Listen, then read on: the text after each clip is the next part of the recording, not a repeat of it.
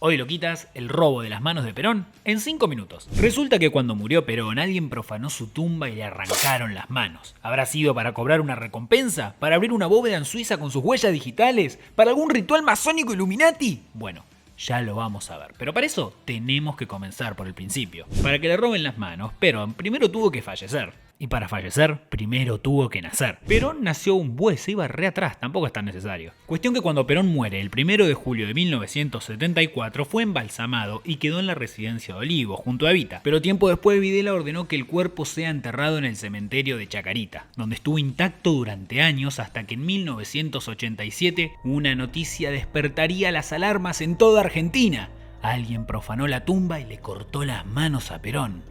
Y ahí vos pensarás, ¿qué estaría en un pozo normal a un costado? Re fácil, lo desenterrás y listo, una boludez.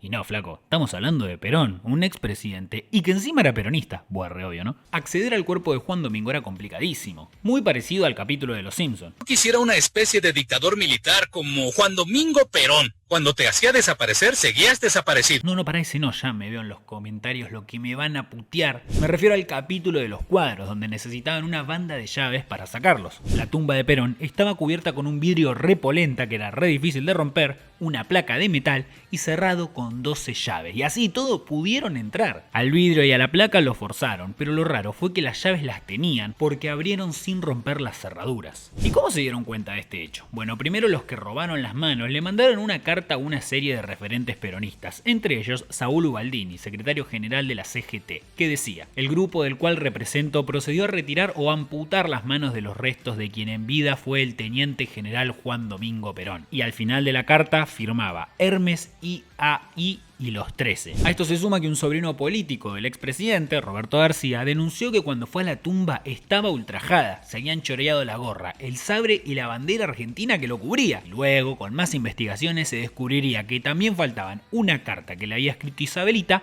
y sus manos.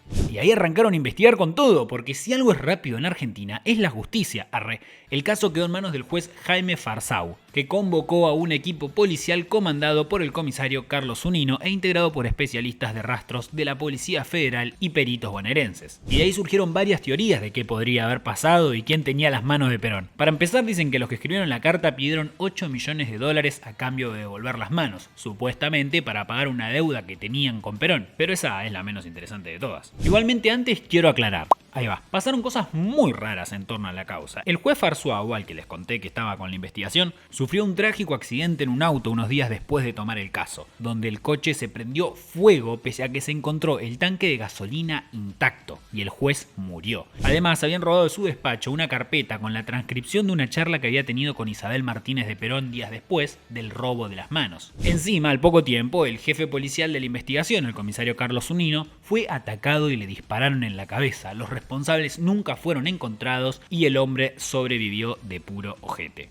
Esto se suma al fallecimiento del portero del cementerio y otras muertes de personas que podrían haber tenido información clave sobre el caso. Pero ¿por qué alguien robaría las manos de Perón? ¿Cuáles son las teorías al respecto? Bueno, una dice que le cortaron las manos como respuesta a un pacto no cumplido entre Perón y una mafia, la Logia Propaganda UE. Según esta teoría, el jefe de la mafia, Lucio Gelli, había hecho un acuerdo con Juan Domingo, el presidente, y le había pedido que le devuelva el cadáver de Evita, que había sido robado. Sí, también, pero eso es tema de otro video. Y una vez que el mafioso lo consiguió y le dieron el cuerpo de Evita, él a modo de pago le pidió a Perón que quería un carguito en el gobierno.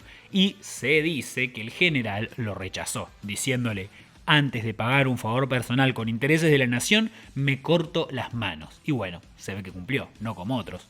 Yo, antes de subir un impuesto, me corto un brazo. ¿Vieron que pego para todos lados? No se me puede acusar de nada más que de tibio. Cuestión que el corte de las manos, se dice, se debe a un ritual masónico en respuesta a este pacto no cumplido. Otra teoría es que los militares querían generar conflictos y momentos de tensión para poder hacer un nuevo golpe de estado, y el caos de cortarle las manos y la simbología alrededor de ello podría dar un ayudín en ese sentido. Y también se decía que las manos fueron robadas para abrir una caja fuerte en Suiza, que se abría con sus huellas digitales, tipo el iPhone, ¿vistes? El tema es que fue desestimada al toque porque eran los 80 y no había cajas fuertes en Suiza que usaran datos biométricos como seguridad. A ver, las llaves en esa época se veían así.